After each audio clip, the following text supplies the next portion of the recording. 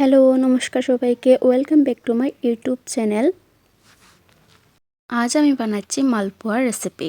তো এই মালপোয়াটা আমি বানিয়ে ফেলবো আটা এবং সুজি চিনি দিয়ে।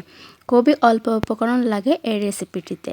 তো খুবই সুন্দর একটি রেসিপি শিখতে হলে অবশ্যই তোমাদের পুরো ভিডিওটি দেখতে হবে। তো চলো শুরু করা যাক দেরি না করে। একটি বাটি নিয়েছি, বাটির মধ্যে আমি ডালছি সুজি।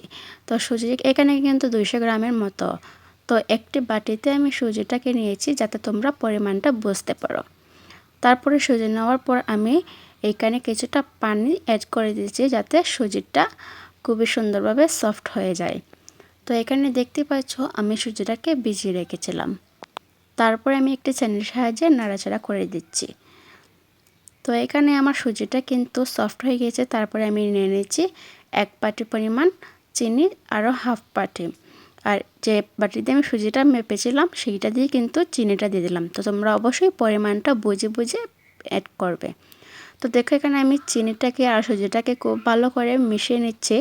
আর এখানে দেখেই বুঝতে পারছো সুজিটা কতটা সফট হয়েছে। আর এখানে চিনি গলে গিয়ে কিন্তু সুজির সাথে পুরোপুরি মিশে গেছে। আর মিশে যাওয়ার পরে মিশ্রণটা ঠিক এইরকম হবে। তো এখানে চিনি আর সুজিটা গলে যাওয়ার পর আমি এখানে অ্যাড করব আটা। আর আমি এখানে কিন্তু 3 বাটি পরিমাণ আটা অ্যাড করেছি। তো দেখো এখানে আমি একটা চিনি দিয়ে মিশিয়ে নিচ্ছি খুব ভালো করে। তোমরা চাইলে কিন্তু এটা ময়দা দিয়ে করতে পারো। ময়দা দিয়ে করলে কিন্তু আরও বেশি সফট হবে। আমাদের করে আটা ছিল, আর তোমরা অনেকেই আটা দিয়ে করতে পারো, এটা অনেক মজা হয়। তো এখানে আমি দেখলাম যে আরও কিছুটা আটা লাগবে। তারপরে আমি আরও কিছুটা পরিমাণ আটা দিয়ে দিলাম। দেখো এখানে আমি খুবই সুন্দর করে একটি শক্ত ডো বানিয়ে নিচ্ছি। আর যতক্ষণ পর্যন্ত সফট না হবে ততক্ষণ হাত দিয়ে মথে নেব। তো এখানে আমার ডোটা পুরোপুরি রেডি হয়ে গেছে। আমি এখানে পানি পরিমাণ মতো দিয়ে দিব। আর এটা তোমরা পরিমাণ বুঝে বুঝে পানি দিবে, তাহলে কিন্তু খুব বেশি পাতলা হয়ে যাবে না আর খুব বেশি ঘন হবে না। তো এ পর্যায়ে কিন্তু হাত দিয়ে মেকাতে হবে।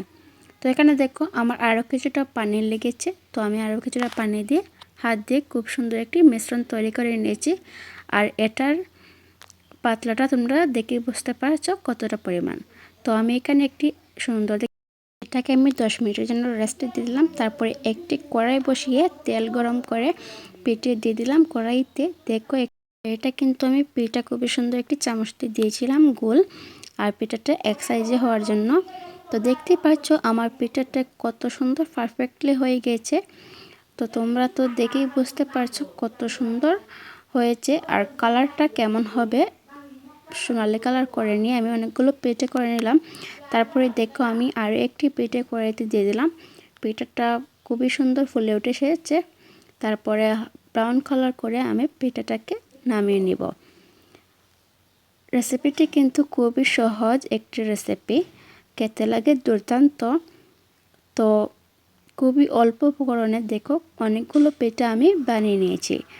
তোমাদের যদি এই রেসিপিটি ভালো লাগে থাকে তাহলে কিন্তু অবশ্যই বাসাতে আসলে খুবই সহজে একটি রেসিপি বানিয়ে নিতে পারেন মন জয় করার মতো। তো আজকের রেসিপিটি এই পর্যন্ত। দেখা হচ্ছে অন্য কোনো রেসিপিতে। ততক্ষণ পর্যন্ত সবাই ভালো থেকো। আর রেসিপিটি ভালো লাগলে অবশ্যই লাইক কমেন্ট করে পাশে থেকো। তো টাটা, বাই।